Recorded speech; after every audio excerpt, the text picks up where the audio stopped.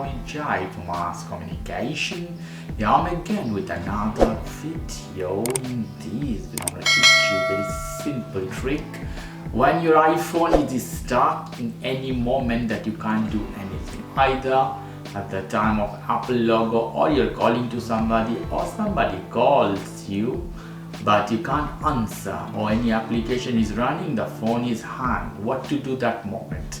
So we could have a very peculiar situation. So what we have to do, you see here the volume rocker keys, you have to press up, down, and you have to hold the power button till you see Apple logo. Suppose the phone is hanged here, I take this as this, I hit volume up, then down, then hold the power key.